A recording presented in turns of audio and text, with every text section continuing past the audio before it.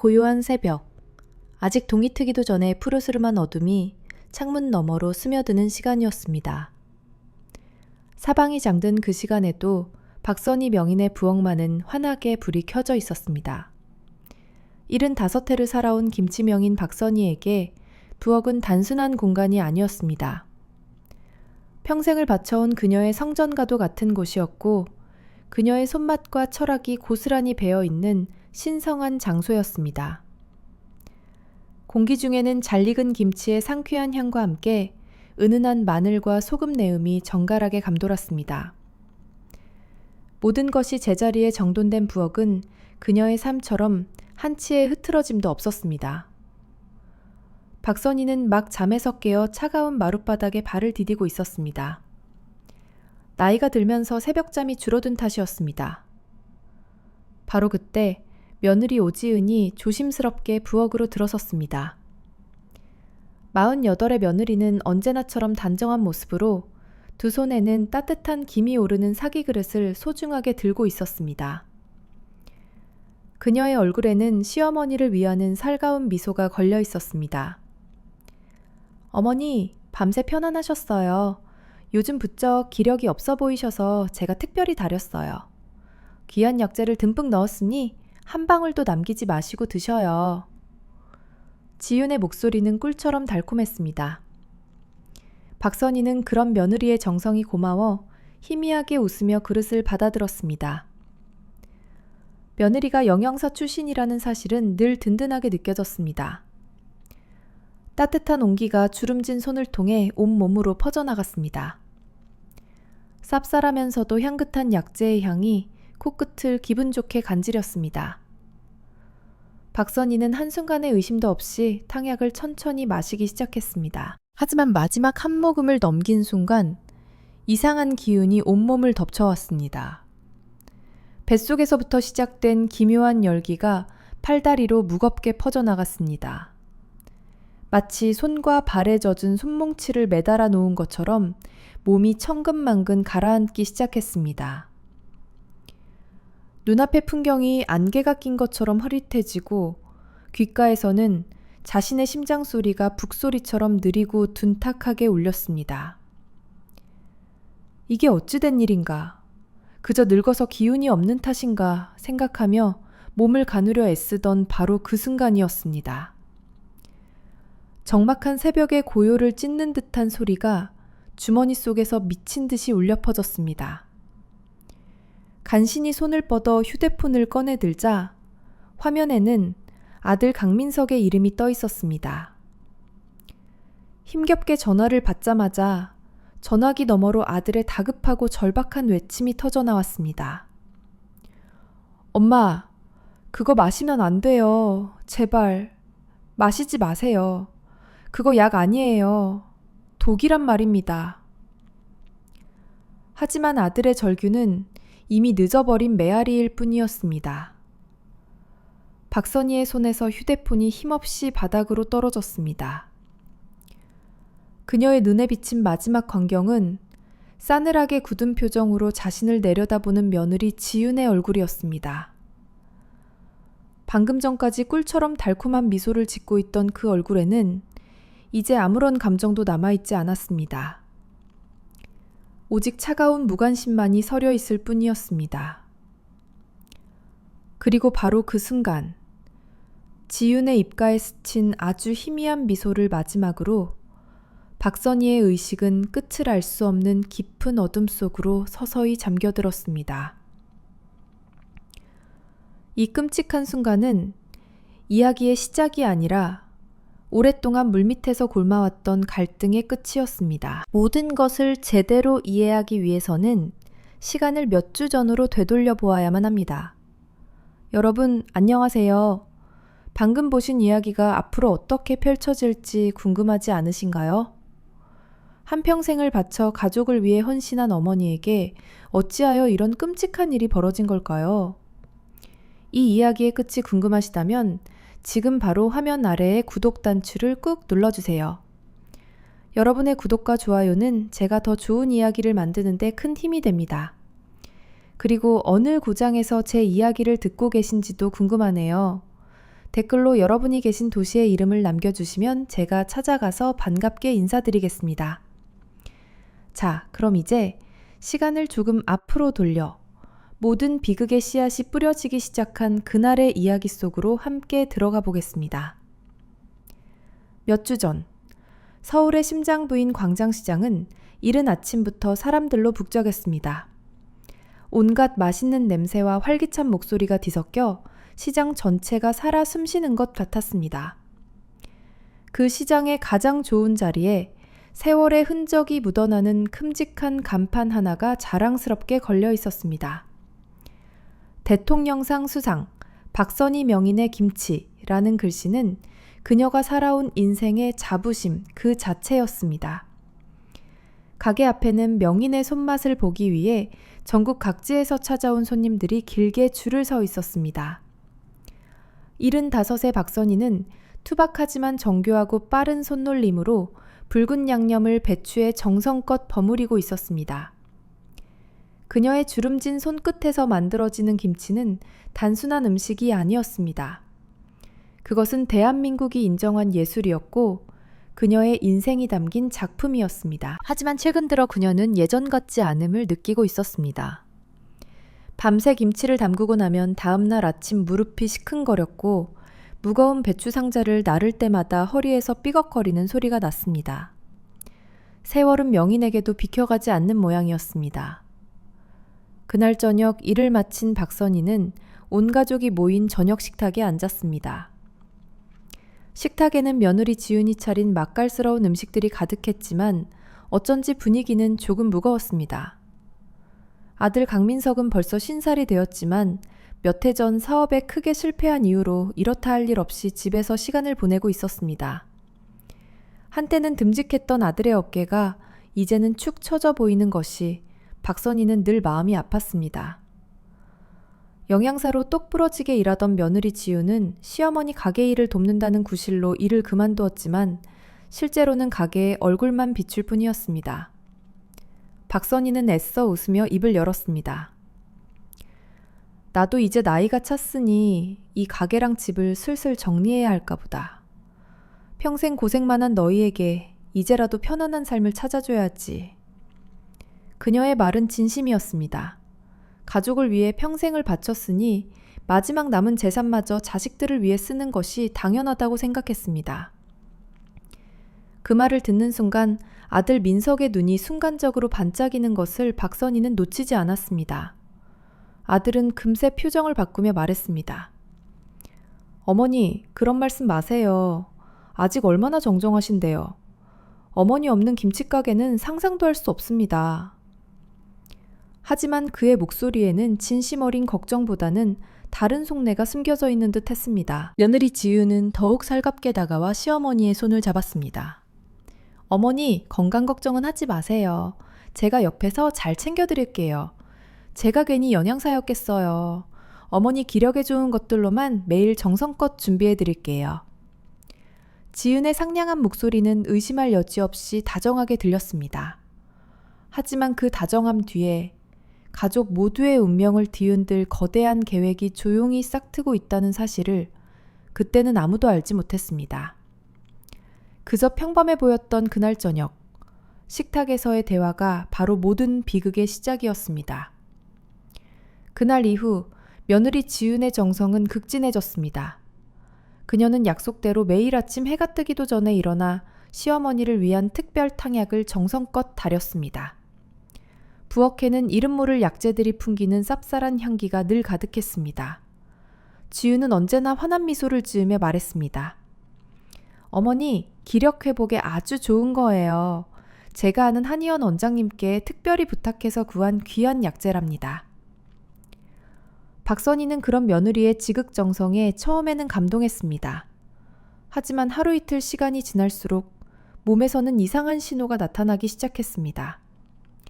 탕약을 마신 날은 유독 몸이 솜처럼 무겁게 가라앉았고 정신은 짙은 안개 속을 헤매는 것처럼 몽롱했습니다. 평생 새벽같이 일어나던 그녀가 대낮에도 꾸벅꾸벅 졸기 일쑤였고 어제 저녁에 무엇을 먹었는지조차 가물가물해지는 일이 잦아졌습니다. 처음에는 그저 나이가 들어 그러려니 생각했지만 몸의 무력감은 날이 갈수록 심해졌습니다. 그러던 어느 주말 오후였습니다. 박선희는 거실 소파에 앉아 잠시 졸고 있었습니다. 그때 학교를 마치고 돌아온 9살짜리 손자 하준이가 할머니 곁으로 다가와 제잘거리기 시작했습니다. 아이는 해맑은 얼굴로 그림 일기장을 펼쳐 보이며 자랑했습니다. 박선희는 사랑스러운 손자의 머리를 쓰다듬으며 웃어주었습니다. 바로 그때 하준이가 무심코 던진 한마디가 그녀의 가슴에 얼음 송곳처럼 차갑게 박혔습니다. 할머니, 엄마가 그랬는데요. 할머니는 이제 아무 걱정 안 해도 된대요. 곧 아주 조용하고 편안한 곳으로 가시게 될 거래요. 아이의 목소리는 티 없이 맑았지만 그 말의 내용은 섬뜩하기 그지없었습니다. 박선희의 심장이 쿵 하고 내려앉았습니다. 아이가 알리 없는 편안한 곳이라는 말이 의미하는 바가 무엇인지 그녀는 짐작할 수 있었습니다. 온몸에 소름이 돋고 등줄기를 따라 식은땀이 흘렀습니다. 그날 밤 박선희는 잠을 이룰 수 없었습니다. 불길한 예감에 휩싸인 그녀는 가족들이 모두 잠든 깊은 밤 살금살금 며느리의 방으로 향했습니다. 떨리는 손으로 문을 열고 들어가 어둠 속에서 조심스럽게 방안을 뒤지기 시작했습니다. 며느리의 화장대, 그 가장 깊숙한 서랍 안쪽에서 고급스러운 한지로 포장된 작은 상자 하나를 발견했습니다. 상자를 여는 순간 그녀의 눈에 들어온 것은 낯선 모양의 말린 뿌리 약재였습니다. 박선희는 평생을 자연과 함께 살아온 사람이었습니다.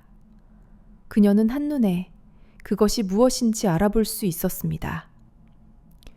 그것은 예로부터 사약을 만드는 데 쓰였다는 맹독성 식물, 바로 투구꽃의 뿌리였습니다.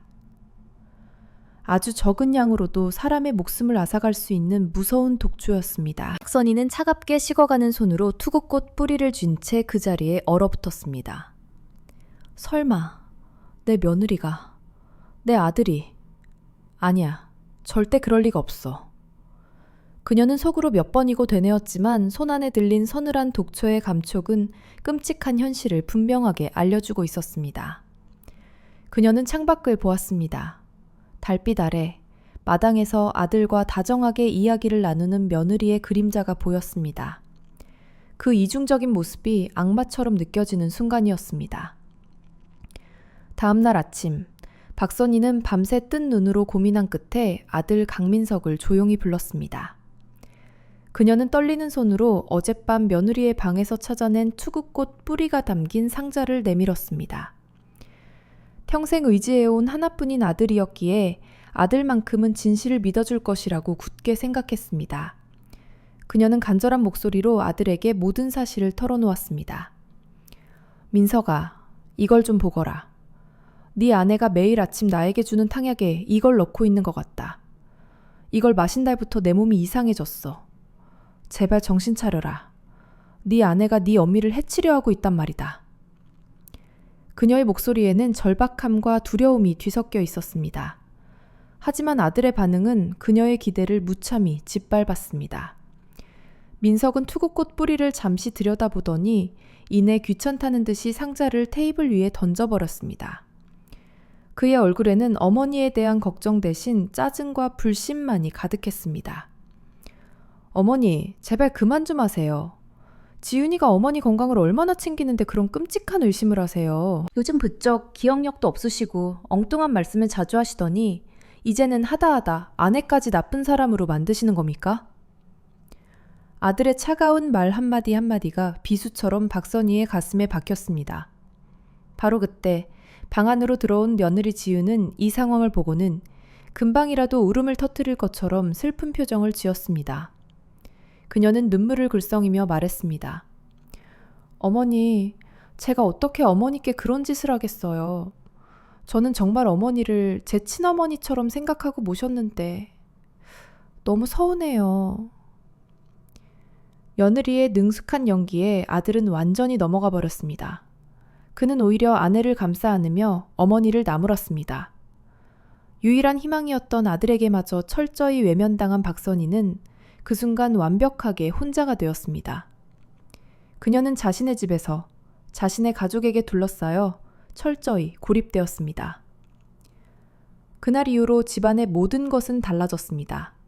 집안의 실권은 완전히 며느리 지은에게 넘어갔고 박선희는 자신의 집에서 죄수나 다름없는 신세가 되었습니다. 그녀가 며느리가 주는 탕약을 거부라도 하는 날에는 아들 민석이 직접 나서서 억지로 약을 먹이려 들었습니다. 어머니, 고집 부리지 마시고 어서 드세요. 다 어머니 좋으라고 챙겨주는 거잖아요. 아들의 눈에는 더 이상 어머니를 향한 존경이나 사랑이 보이지 않았습니다.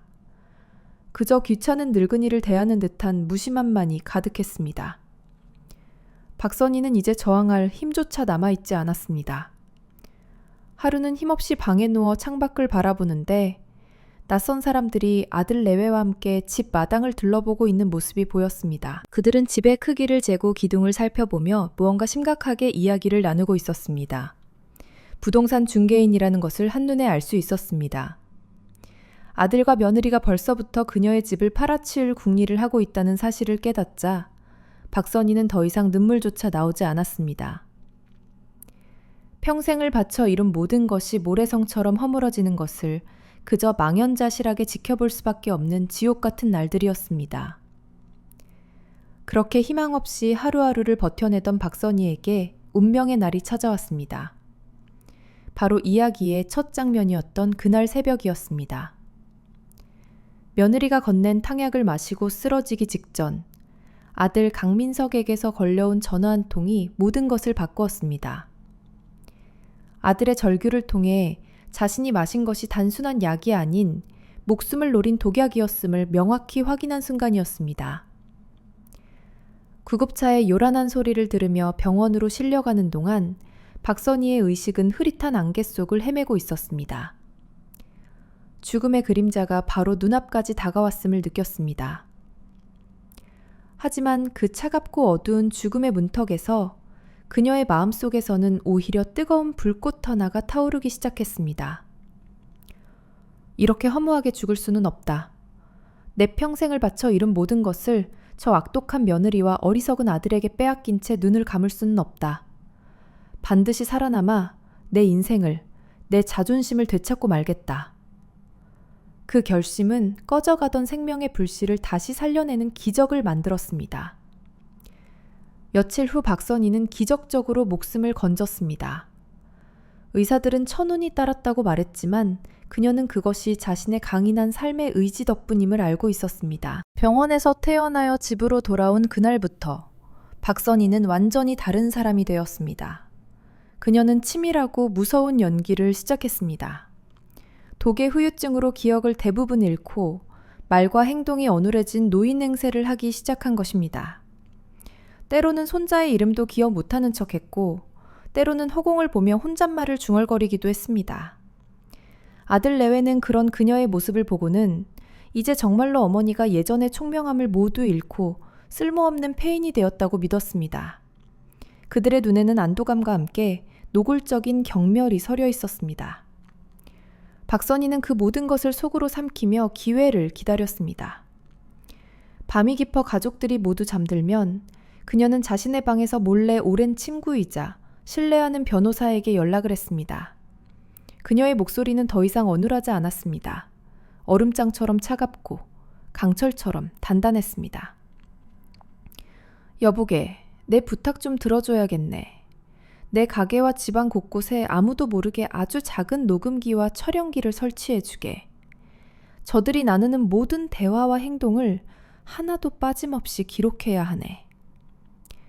그녀는 변호사에게 자신의 계획을 차근차근 설명했습니다. 변호사는 처음에는 너무 위험한 도박이라며 만류했습니다. 누님, 정말 괜찮으시겠습니까? 자칫 잘못하면 더 큰 위험에 빠지실 수 있습니다. 하지만 박선희의 결심은 확고했습니다. 내 인생 자체가 잘 익은 김치를 담그는 것과 같은 도박이었네. 최고의 재료를 쓰고 온 마음을 다해야 최고의 맛을 낼 수 있는 법이지. 이번에도 내 모든 것을 걸어볼 참이야. 그녀는 멍한 표정으로 낮 시간 내내 거실 소파에 앉아 텔레비전을 보는 척했습니다. 하지만 그녀의 진짜 시선은 테이블 밑에 교묘하게 숨겨둔 작은 휴대폰 화면에 고정되어 있었습니다. 화면 속에는 집안에 설치된 촬영기를 통해 아들 내외의 모습이 실시간으로 비치고 있었습니다. 그들은 이제 아무런 경계심 없이 자신들의 탐욕스러운 계획을 떠들어댔습니다. 박선희는 그들의 대화를 들으며 조용히 복수의 칼날을 갈았습니다. 그녀의 눈빛은 더 이상 온화한 어머니의 눈빛이 아니었습니다. 모든 것을 잃은 자가 마지막으로 보여줄 수 있는 가장 차갑고 결연한 빛으로 가득 차 있었습니다.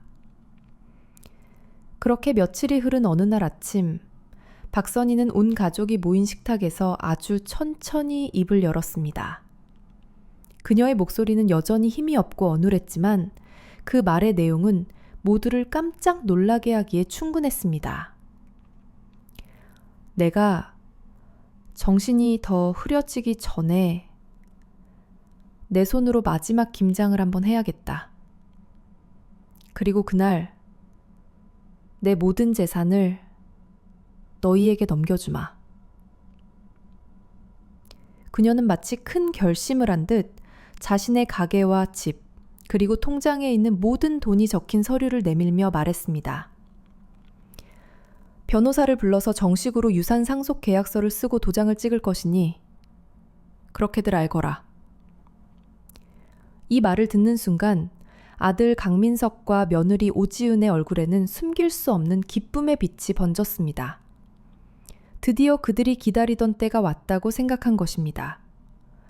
그들은 서로 눈빛을 교환하며 뜰 듯이 기뻐했습니다. 박선희는 그들의 탐욕스러운 표정을 멍하니 바라보는 척했지만 그녀의 마음속에서는 차가운 복수의 계획이 마지막 단계를 향해 착착 진행되고 있었습니다.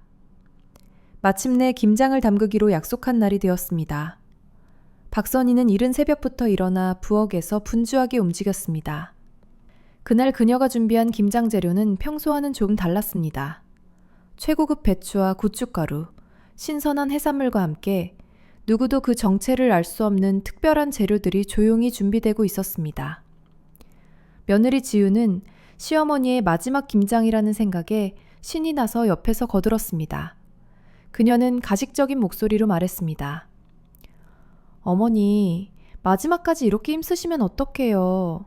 이제 이런 힘든 일은 저희가 다 알아서 할 텐데 편히 쉬세요. 아들 민석은 김장에는 전혀 관심이 없다는 듯 옆에서 계속 변호사와 공증인이 언제 도착하는지만 묻고 있었습니다. 그의 머릿속은 오직 유산 상속 계약서에 대한 생각으로 가득 차 있었습니다. 그들의 모든 대화와 행동, 그리고 탐욕에 번들거리는 그 표정까지 집안 곳곳에 숨겨진 작은 촬영기들은 이 모든 장면을 빠짐없이 기록하고 있었습니다. 박선희는 산더미처럼 쌓인 배추에 마지막으로 붉은 양념을 버무리며 아들과 며느리를 향해 의미심장한 말을 나지막이 던졌습니다. 김치라는 음식은 참으로 정직한 음식이란다. 좋은 재료를 쓴 만큼, 또 나쁜 재료를 쓴 만큼 반드시 그 맛으로 모든 것이 드러나게 되어 있거든. 아마 사람 사는 이치도 그와 크게 다르지 않을 게다. 하지만 들뜬 마음에 사로잡힌 아들 내외는 그 말의 깊은 뜻을 전혀 알아채지 못했습니다. 그저 정신이 온전치 못한 늙은 어머니의 주책 없는 소리 정도로만 여길 뿐이었습니다. 마침내 모든 김장이 끝나고 잘 버무려진 김치들이 커다란 항아리 속에 차곡차곡 담겼습니다. 박선희는 마지막 김치 포기를 항아리에 넣으며 결연한 표정을 지었습니다. 이제 모든 준비는 끝났습니다. 오랫동안 기다려온 심판의 시간이 바로 눈앞으로 다가오고 있었습니다. 드디어 약속한 시간이 되자 박선희의 오랜 친구인 변호사와 공증인이 서류 가방을 들고 집으로 들어섰습니다. 온 가족이 무거운 긴장감 속에서 커다란 식탁에 들러앉았습니다. 아들 강민석과 며느리 오지은은 눈앞에 놓인 두툼한 유산 상속 계약서에서 단 한순간도 눈을 떼지 못했습니다. 그들의 손은 기대감으로 미세하게 떨리고 있었습니다. 박선희는 계약서에 도장을 찍기 직전 마치 힘에 부친 듯 천천히 말했습니다. 도장을 찍기 전에 다 함께 마지막으로 식사나 한 끼 하자꾸나. 내가 오늘 너희를 위해 아주 특별한 음식을 준비했단다. 그녀는 거실에 있는 커다란 텔레비전을 켰습니다.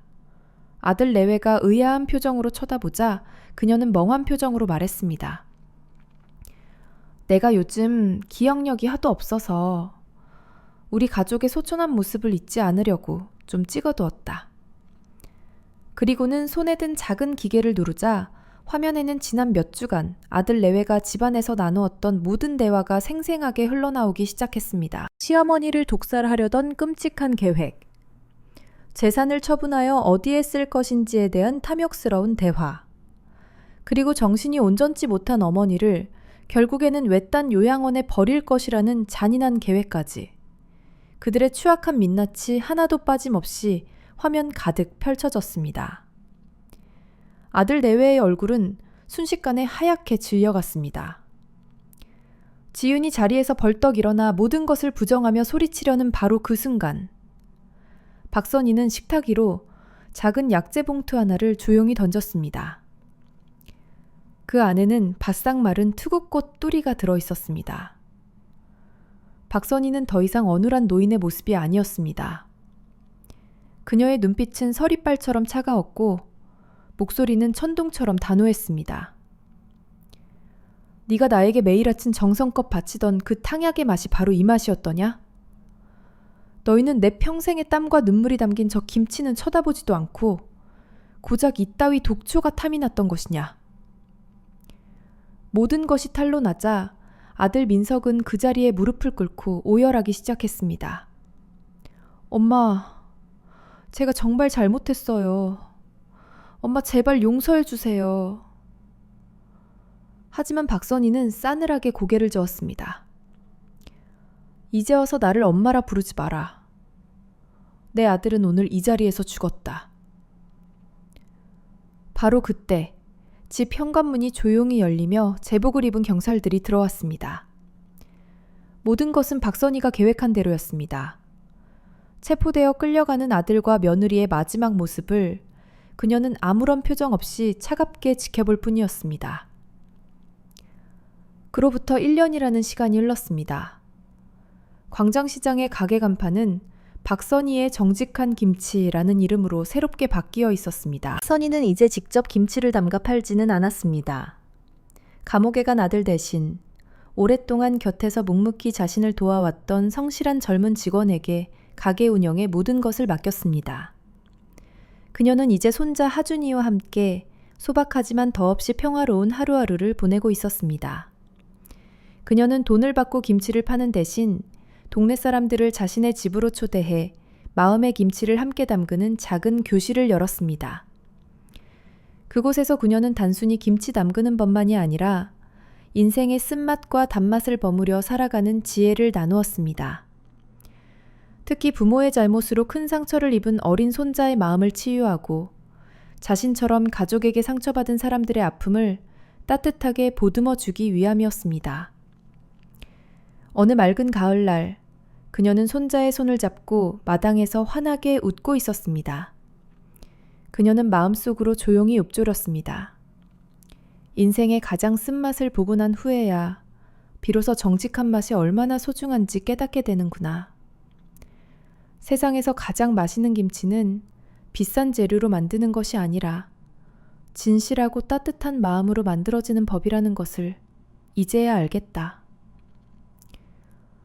그녀의 얼굴에 번진 평화로운 미소는 그 어떤 잘 익은 김치보다도 깊고 풍부한 맛을 담고 있었습니다. 여러분, 여러분의 삶을 힘들게 하는 독초와 같은 관계가 있다면 오늘 이야기의 주인공처럼 그것을 과감하게 도려낼 용기를 가지시길 바랍니다. 여러분 자신이 바로 여러분의 인생을 지키는 가장 강력한 해독제라는 사실을 잊지 마세요. 오늘의 이야기가 여러분의 마음에 작은 위로와 용기가 되었다면 채널 구독과 좋아요를 눌러서 그 마음을 보여주시길 부탁드립니다. 여러분의 따뜻한 응원이 저에게는 큰 힘이 됩니다. 감사합니다.